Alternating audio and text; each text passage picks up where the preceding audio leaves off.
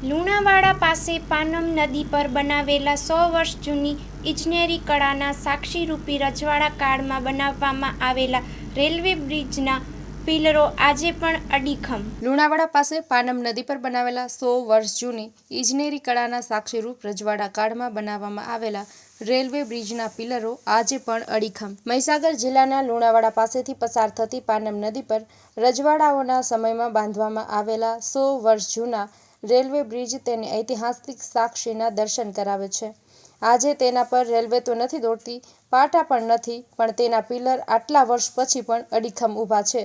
તે સમયનું બાંધકામ, તેના બનાવનારા ઇજનેરો અને કારીગરોની કુશળતા તેમાં જોવા મળે છે. ગુજરાતમાં પાછલા અને આ વર્ષમાં પુલ તૂટવાની ઘટનાઓ બની છે. બાંધકામને લઈને તેના પણ અનેક સવાલો ઊભા થયા છે.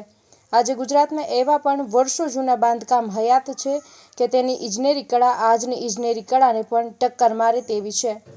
તસવીરમાં તમે જોઈ રહ્યા છો તે મહીસાગર જિલ્લાના વડામથક લુણાવાડા પાસેથી પસાર થતી પાનમ નદી પર રજવાડાઓના સમયમાં બાંધવામાં આવેલા રેલવે બ્રિજનો છે. આ રેલવે બ્રિજ 100 વર્ષ જૂનો હોવાનું કહેવાય છે. તેના ઉપર લુણાવાડા શહેર ગોધરા વચ્ચે રેલવે વ્યવહાર ચાલતો હતો. સમય જતાં આ રેલવે વ્યવહાર બંધ કરી દેવામાં આવ્યો છે. આજે પણ મહીસાગર જિલ્લાવાસીઓ આ રેલવે વ્યવહાર શરૂ કરવામાં આવે તેવી માંગ કરી રહ્યા છે. તેના પરના પાટા પણ દૂર કરી દેવામાં આવ્યા છે. આજે 100 વર્ષથી વધુ સમય થઈ ગયા છતાં આજે આ રેલવે પુલના પિલર અડીખમ ઊભા છે. આ પ્રકારના બાંધકામની વિશ્વસનીયતાને પણ સલામ કરવાનું મન થાય છે. આજના સમયમાં આધુનિક ઇજનેરી કળા આવી હોવા છતાં પુલો તૂટી જતા હોય છે, બાંધકામ પણ તૂટી જતા હોય છે.